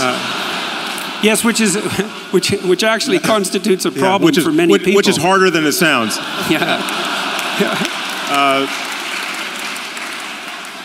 I'm not hearing a God, a personal God who can possibly hear anyone's prayers, much less answer them, right? And so I'm wondering what percentage of religious people who would say, oh yeah, I believe in God and it's the most important thing in my life, what percentage of those religious people do you think have in mind a God of the sort you just described? I don't know, Sam. It's a good question, because when I go talk to people, when I talk to people online and use exactly this terminology, millions of people listen. So it's not so obvious what percentage of people see it this way. It may be that they have the intuitions, but they haven't been articulated well. I mean, this is the problem. This is what worries me about this. So, you could do the same thing with the idea of ghosts, right? So people traditionally have believed in ghosts. It's an archetype, you might say, the ghost. Survival of death is certainly an archetype. And we know what most people most of the time mean when they say they believe in ghosts. And I say, I don't believe in ghosts. And you say, no, you do believe in ghosts. Ghosts are your relationship to the unseen. That's a ghost. So you have a new definition of ghost that you're putting in the place provided, which I have to say, well, of course I have a relationship to the unseen, so yeah, I guess I do believe in ghosts. You know, you win that argument. But that simply isn't what most people mean by a ghost. Most people but you can't use that simplified argument about my conception of ghosts as an analogy for the propositions that I just put forward. This is what I see you do. I mean, maybe you have more to say on the topic of God, but this is what I hear you doing with God. You have defined the God that most people believe in, and we know this is the God that most people believe in. I was asked what God I believed in. Yes, no, but I'm asking you what percentage. Yes, but you by shifting the definition, you have robbed the noun, the traditional noun, of its traditional meaning, and you're imparting to people. Hey, wait a second. People. I'm not so sure. What do you mean by traditional meaning? Look, it's one of the elemental claims in the Old Testament is that you're not even supposed to utter the name of God, because by defining it too tightly, you lose its essence. And so let's not be talking about what the classical definition of God is here, okay? It's a historical non-starter. Okay, and there's plenty of religions that make it... Can I check in with the audience? Is the audience all right with us continuing down this road? No. Okay. So, can I jump in here? You're sacrificing your Q&A. So, yeah, that it is at the expense of Q&A. That's what you're giving up. But I think it's probably worth it. So, let me say, Sam, I do not believe in a supernatural God. But the God that I heard Jordan just describe, I do not have any difficulty understanding why he might care if you masturbate. And I also don't have any trouble figuring out how he might answer prayers. Well, tell me more then. Well, I can tell you how a prayer might be answered. Okay, but these are it's specific, so you could let me do that. It'll be interesting. So I'm not Jordan. We've not talked about this. If I heard an answer from him that actually would satisfy me as to what the mechanism of action might be, that'd be pretty interesting. And if he can tell me what I heard, I think it would suggest that we're not just making up stories here. Okay, and you might like this, maybe not, but it's possible. Okay, so imagine that Okay, so let's imagine that hellish situation that you laid out. Okay, but let's put the extra twist in it, because one of the things that we both decided, I think, was that you also have to build in the intent into that. So let's say the hell that we're talking about isn't the victim of the terrible massacres that you laid out in the jungle story, but a perpetrator. Okay, so someone who's actually acted in a malevolent manner, truly malevolent manner. Okay, or maybe perhaps we wouldn't have to take that extreme case. We could say, well, perhaps you've decided that, any of you, you've decided that you've seriously done something wrong. Okay, and that you want to get away from hell, you want to make things better. Okay, so here's an exercise you can try. So what you do is you sit on the edge of your bed and you say, okay, what I did was wrong. And you have to really believe this, right? So you've thought about it, it's killing you. It's killing you. So now you're penitent and you're confessing, let's say. And you're confessing to yourself as much as to anyone. And you say, I really want to know what I did wrong. And I really want to know what I could do to put it right. And I'm willing to accept any answer that will manifest itself to me. Try that. See what happens. Well, that's a prayer that will be answered, and it won't be answered in the way that you want it to be answered. I can bloody well tell you that. Okay, but that... Well, what are you communicating with when you do that? No, that is something that is a process that I'm familiar with. It doesn't require any supernatural explanation, and it certainly doesn't require that we imagine that any of our books were dictated by the creator of the universe. I didn't say that it required any supernatural explanation or that it required the book. I was asked to provide an instance of prayer that worked. And that's what I did. I didn't do anything other than that. That's fully understandable in terms of human psychology. And it's not understandable because we don't know where the answer comes from. Well, we don't know where anything comes from. That's true. Yeah, okay, so yeah. But that doesn't open the door. I mean, one thing we can know with absolute certainty is that whoever wrote the Bible didn't know either. And there's many other things he or she didn't know, like everything else we know scientifically, right? It's not so obvious what people know and what they don't know. No one even knew the brain was involved in any of this. Right. So yeah, but they probably knew about as much as we do about how the brain was involved in it. But we've already established in some tenuous way that things that nobody understands could have evolved into these stories in some way that would be useful, but nobody knew what they were writing when they wrote it. Right. The problem is that you can. So again, this has been focused through the lens of your attachment to Christianity largely, but Hinduism is a completely different set of stories, right? And many of them, the logic, the emotional logic, the psychological import, many of them have the opposite valence from any Christian story you would tell. The whole notion of, like for instance, the whole notion of good and evil, right, which has such primacy. I mean, you talk about religion being deeper than ethics because ethics just deals with right and wrong, and religion deals with good and evil, right? At bedrock, okay? Good and evil do not have the same meaning in the East. Buddhism and Hinduism do something very different with good and evil. I'm willing to accept your definitions of good and evil for the current argument. The truth is, there's just not even evil is just ignorance on some level. It's just evil is just you haven't met any real evil people if you believe that. Well, okay, so then all the Hindus and Buddhists are wrong about this. That's a possible claim. I'm just saying that there's over 1 billion people who have a religious system of stories from which they derive all kinds of meaning, to which they're mightily attached, to where we could play the same game of archetypal interpretation and valuing, and yet the cash value with respect to good and evil is irreconcilable with what you get from Christianity. But it doesn't have to be interoperable, right? Well, the point, my point is we live in a reality. Presumably, Hinduism is also useful as a set of heuristics for Hindus. And if Hinduism, as a matter of doctrine, and as a matter of the interpretations of the heuristics by the devout in both systems, if Hinduism and Christianity are irreconcilable, right, then there must be a deeper level of reality that explains why they both work, that can't be reducible to Christianity being true or Hinduism being true. Right. Yeah, look, Sam, there's absolutely nothing wrong with that objection.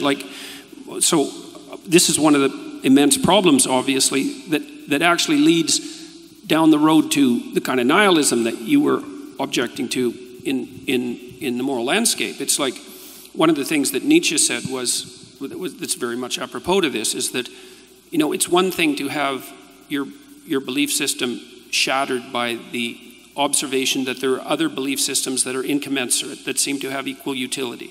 So but it's even worse is that once you make the observation that there are other belief systems that have equal utility, then it can shatter your belief in belief systems themselves. And then you're in the postmodern nihilist landscape, and that's a big problem. Or you could just be in a more fundamental landscape that subsumes both of those belief systems. That's fine. Let's hope that can happen. Yeah. But I would say that's the landscape that I'm trying to pursue. Now, you said that I've been approaching this, say, from a Christian perspective in this dialogue, and to some degree that's true, but there are reasons for that. But I would also say I'm also doing what you recommend doing. Because in Maps of Meaning, for example, because you said, well, what about this problem of multiple interpretations of the text? You wrote Maps of Meaning. What's that? You wrote Maps of Meaning. I wrote the moral landscape. Sorry, I must have missed. Sorry, I must have missed. I misspoke. I'm starting to get tired. But what I tried to do, I tried to address that problem seriously. Like, it's a really big problem. It's the problem of multiple interpretations. It's the postmodern problem. Is that there's an infinite number of potential interpretations. Okay, so so what do we do about that? And the answer is, it's something you allude to, in the moral landscape. And it's part of the basis of your argument why these things need to be grounded in facts. So, because that is part of the answer to the problem of an infinite number of interpretations. In Maps of Meaning, I tried to do what E.O. Wilson recommended, but this was before he wrote his book. I tried to use a consilience approach. So I looked at multiple religious systems. I looked at Christianity. I looked at evolutionary biology. I looked at philosophy. I looked at neuroscience. And I looked at the literature on emotion and motivation and the literature on play that was very nicely delineated by Piaget. And I tried to see where there was a pattern that repeated across all dimensions of evaluation, which is exactly what you do, for example, when you use your 5 senses to detect something real in the world. And that's what Wilson recommended, was a consilience approach. And so my proposition was, if it manifests itself here and here and here and here and here, 6 places, and it's always the same pattern, then the probability that that pattern exists independent of my delusional interpretation is radically decreased. Yeah, my claim, however, is that many of these things don't repeat. In fact, they're flipped around completely based on different religious assumptions in different cultures. And again, I would just argue, we can table this for another discussion. I was trying to dispense with those. But I'm just saying something as fundamental as evil doesn't run through all these cultures and all these religious traditions. Then how can you make the claim that everyone would agree with your description of what constitutes bad in the beginning of the moral landscape? It would be, it's not evil in the sense that there's bad and good, there's better and worse. There's better and worse. Sam, there's either universal moral intuitions or there aren't. Which is it? Yes, no, but evil. Are some moral intuitions universal? Yes, no, I would think that, listen, we are just human beings, right? We're human beings first, before we're Hindu or Buddhist or Christian. We can all get indoctrinated into the religion of our parents. This is an artifice that's laid on top of something far deeper. That should be obvious. We're trying to get down to what's deeper. Okay, so there may be some moral universals. Sure, I think. Okay, Jordan. Is it possible that there are some moral intuitions that are highly specific to particular traditions and wouldn't translate over to others? Yes. It's highly probable, because there would be environment-specific adaptations, like the environment-specific tool use of chimpanzees. Right. Or maybe it's not even the environment. Maybe it's the self-consistency of the belief pattern in question. So I would put that in the broader environment. It might be a consequence of the particularities of that culture. There would be things that, look, think about it like languages.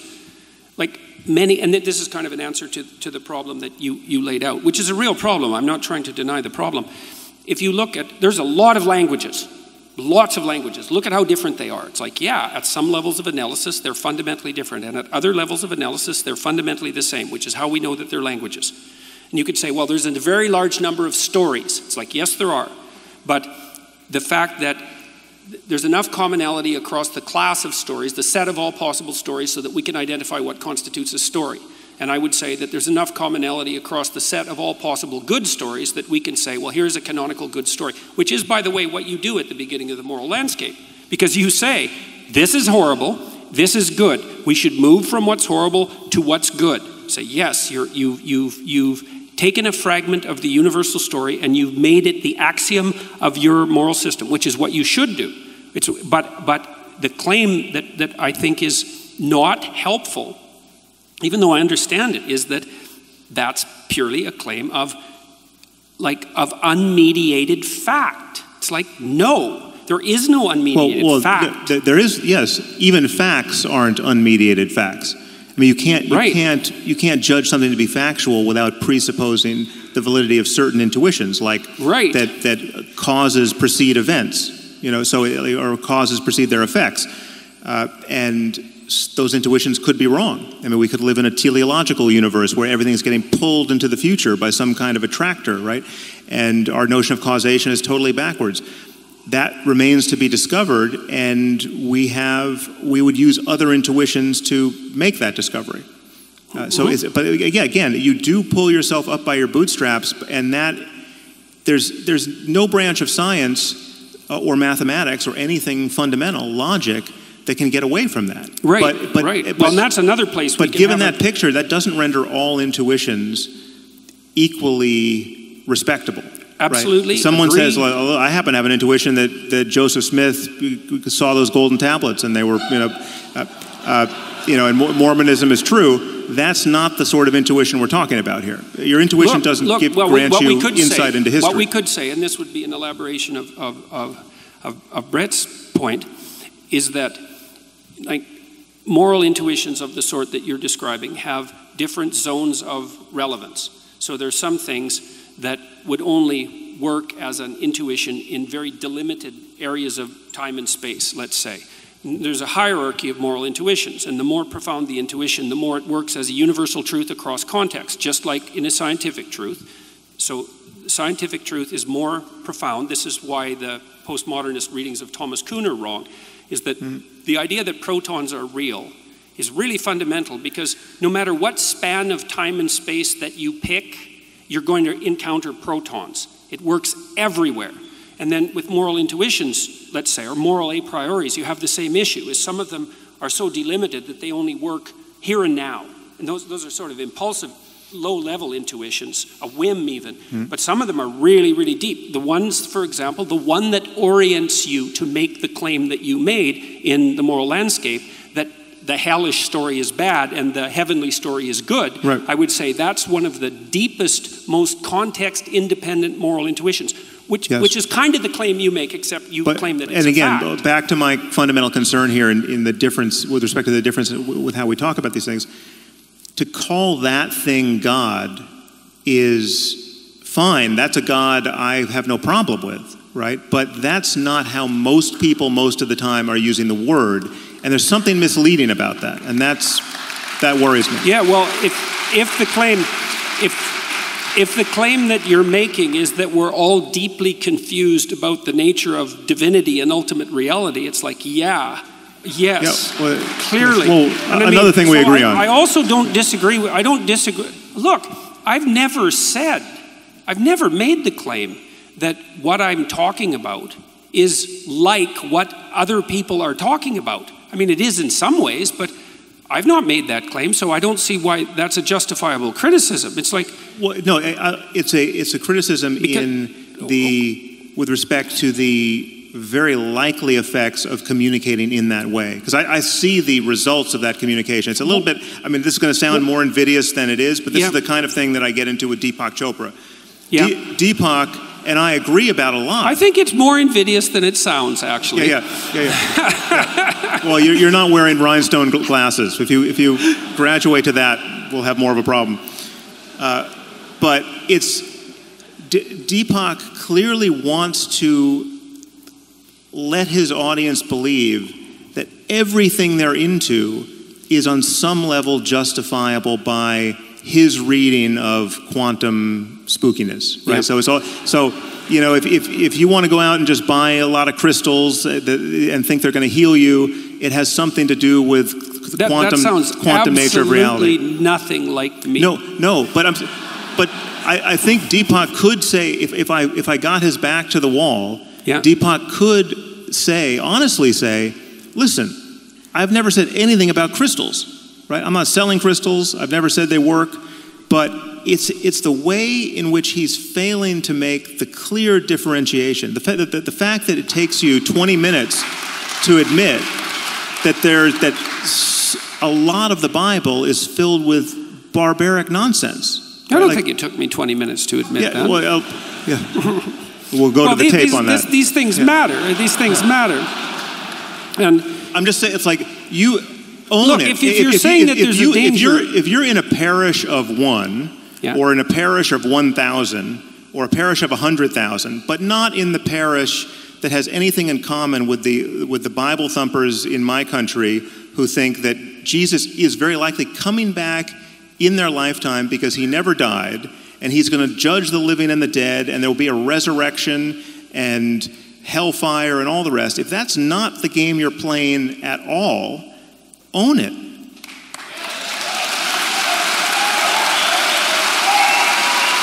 Why are you all applauding about that? It's like, what do you mean own it? It's like, I already made my claim. It's like, I'm not playing a religious fundamentalist game. So what's all the applause about? So I don't understand that. And own it, it's like, I was as clear as I possibly could be when I delineated my answer to the question. People say, well, what do you mean by God? Someone once asked you if Jesus was resurrected. You want a 1-second answer? But no. Well, forget it, man. George, wait a minute, hold on. I think we can actually. This is a complicated one problem. second. No, yeah. I don't want to end on a note of acrimony. But someone once asked you whether you thought Jesus was literally resurrected, and you said it would take me 40 hours to answer that question. Okay, that's the kind of thing I'm responding to here. You don't need to do that if you have a clear-cut answer to that question. And I don't have a clear-cut answer to that question. And if you don't, that connects with many other things that we still have to talk about. Yes, definitely. Yeah, I definitely. mean, because that. It isn't obvious in the biblical account that Christ was literally resurrected. So it's not simple. This is not simple. No, but if the question is, do you think let's put it probabilistically. I mean, anything's possible. I'll tell you that it's possible that he was physically resurrected. I mean, it's even possible. But wait a second, I didn't with respect say to quantum that he mechanics. Was. The point is, I said it would take me 40 hours to answer the question. I didn't say that he was. Well, how's this for an answer? Almost certainly not.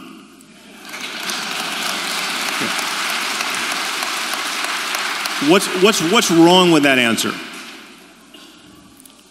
You want? I think I know what's wrong with that answer. It's a fine answer, and people have been giving that answer for a very long period of time, but the idea doesn't seem to go away. Okay, but that's evidence of what exactly? I don't know. Okay. Well, I can tell you one thing it's an evidence of. There's a deep idea. Let this be the doorway to our next 3-hour conversation. Sure. So we have 10 minutes left. Okay. Well then, let's answer that question in 10 minutes. So wait, I want you to trust me here. You for whatever reason decided I should moderate, so I want you to trust me. For one thing, you have been doing yeoman's work. Sam, I really would like to answer that question. But I'm trying to figure out. People seem to think that I'm trying to evade the question. It's like, I'm not evading the question. I'm trying to figure it out. People have been arguing about this for 2,000 years. It's like, it's not simple. But that's a symptom of the effect of religious dogmatism for 2,000 years. No, it's not. Okay. It's partly a symptom of that. It's also partly a symptom of the idea. The resurrection of Jesus is clearly an important question, but you've raised a much bigger and more pressing question for the audience, which is whether or not God cares whether they masturbate. So I actually think if we pursue that answer, that we will actually wrap this up in a way that... You yes. want to end this on masturbation? I think we owe it to them, too. Okay. So, give me a little leash. The floor is yours. Okay, great. How did I end up here? All right. So here's the question. Let's just figure out if we can determine why God might care if you masturbate, right? So let's suppose that we have a story, a heuristic of some kind that stands in for something. And the story is God is watching. He sees you always. He doesn't want you masturbating, so don't you dare. What happens? What happens? Yeah. Well, it's a rather ineffectual You sure? idea. Yeah. Well, I mean, you don't think that story prevented lots of people from masturbating? Well, no, but I think the reality was that you had people masturbating and feeling terrible about it, and you had a whole layer of sexual neurosis that got grafted onto human psychology unnecessarily. Okay, I mean, Christianity has a certain typology of sexual hang-uppery, which the tantrics don't have. So if I understand you correctly, you are agreeing that a certain number of people will have masturbated. Some of them joined the priesthood and raped little boys. I mean, that's all of a piece. Let's not go there. Let's stick with the topic. So a certain number of people will have masturbated. They will have thought... Honestly, it's the same topic. I mean, the taboos around masturbation, the taboos around sexuality prior to marriage, the taboo around divorce, all of the taboo around out-of-wedlock birth, the ideal of celibacy in the priesthood, all of that is just a diabolical machine of needless sexual conflict and misery. Hold on. But yes, okay.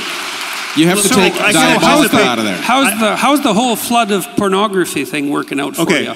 I will grant you that there is some interpretation that takes supernatural principles and magic and otherworldliness out of the equation here that gets you some wisdom in the heuristic. Yes, if you're masturbating all the time, you're not satisfying your monogamous relationship with your wife or husband. We don't even need to go there.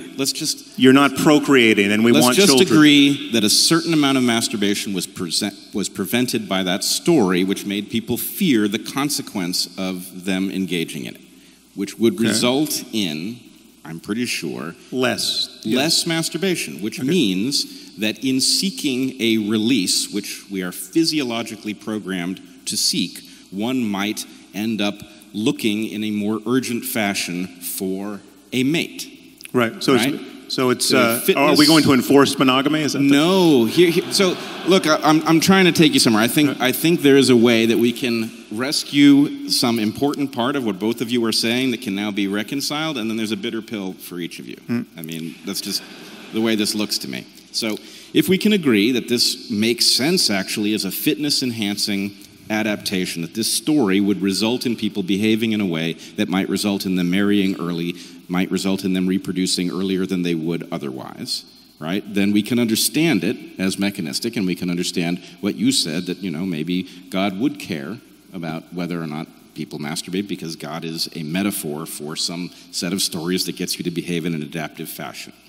But the point for you then would be that Sam is arguing, with reason, we can decide whether or not to employ this story at this moment, whether it's a good idea for us to urgently reproduce as quickly as possible, which, for example, increases the size of the population of the planet, whereas delaying reproduction keeps the rate of population growth down, and might be a better choice for a moment in history when we have 7.5 billion people on the planet. So, in some sense, what I think I see is the religious story itself makes some kind of sense if you adhere to it in a manner that you are obligated and have no tools with which to question it. Then you will miss the fact that at this moment you might want to throw that story out. The problem is it doesn't make sense, and this is a problem with these heuristics in general.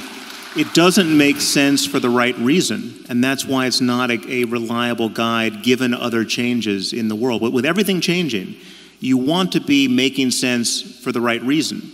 You don't want it so useful fictions have to be retired at a certain point. Useful truths stay true. I mean, because they're based on your engagement with reality. And so to take your point about pornography, which I think is totally valid, you could have a completely rational conversation in terms of human psychology and sociology and what you want society to look like about the corrosive nature of pornography, right? That's not, you don't have to be a Victorian prude to worry that there might be something wrong with the infinite availability of pornography to 13-year-olds and above, right? I mean, that's I don't know what generation of human beings we're raising in the current environment. It's quite worrisome, actually. But again, you don't have to invoke mythology to do that. And I would say the temptation to invoke mythology, to say, well, you actually, So how do you do it? Poseidon really gets pissed off when you masturbate. How do you do it? How do you do it? We don't have a mechanism. We have no mechanism for controlling that. Talk about the effects on human relationships and your own mind and your own intention and the way you view other people. Sam, that barely works for sex ed. It barely works for condom education. Well, what was that? It barely works. Like those sorts of educational interventions to stop that kind of fundamental behavior have very little effect. Well, people aren't nearly as amenable to behavioral changes as a consequence of rational educational interventions as you might hope.